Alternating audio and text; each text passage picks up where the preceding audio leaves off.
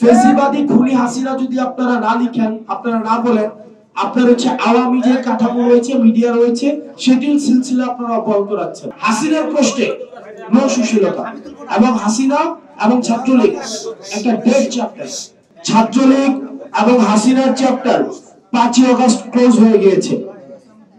ছাত্রলীগ এবং হাসিনা যদি প্রাসঙ্গিক থাকতোই 5ই আগস্ট পালাই যেতে হতো না।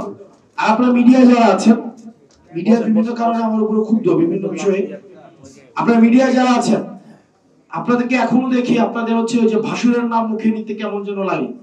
আপনারা এখনো সাবেক প্রধানমন্ত্রী শেখ হাসিনা, উনি সাবেক প্রধানমন্ত্রী নাকি ফেসিবাদের যিনি হচ্ছেন একদম বোচার of this motherland, বোচার of Bangladesh, এই বাংলাদেশের হচ্ছে বোচার। 2000 মানুষকে উনি শুধুমাত্র চেয়ার টিকায় রাখার জন্য হত্যা করেছে। আপনারা কেন মিডিয়াতে যে ফেসিবাদী খুনি হাসিনা লেখা যায় না? ফেসিবাদী খুনি হাসিনা যদি আপনারা না লিখেন, আপনারা না বলেন, আপনার হচ্ছে আওয়ামী যে কাঠামো রয়েছে, মিডিয়া রয়েছে, সেটির সিলসিলা আপনারা অব্যাহত রাখছেন। সুতরাং এই যে আমরা এই হাসিনার চ্যাপ্টার প্লাস 5ই আগস্ট ক্লোজ করে দিয়েছি, ছাত্রলীগের চ্যাপ্টার 5ই আগস্ট ক্লোজ হয়ে গিয়েছে।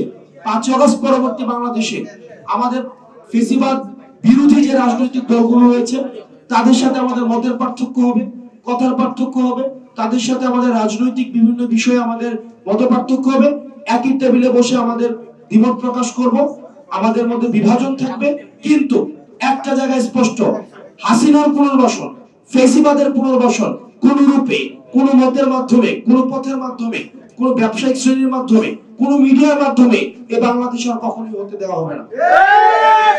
সেক্ষেত্রে হাসিনার ভাষণ যদি আমরা দেখি যে কোন মিডিয়াতে প্রচার করা হয়, আমরা ধরে নিব সেই মিডিয়া হাসিনাকে স্টিল ফ্যাসিলিটেট করছে এবং জাতির আশা আকাঙ্ক্ষার বিরুদ্ধে অবস্থান নিয়েছে। আমাদের সুশীলতা বিবর্জিত, আমাদের সুশীলতাকে আমরা ছুঁড়ে ফেলে দিয়েছি বলে আমরা এই গণ অভ্যুত্থান করতে পেরেছি। সুতরাং হাসিনার প্রশ্নে নো সুশীলতা এবং হাসিনা এবং ছাত্রলীগ একটা ডেড চ্যাপ্টার।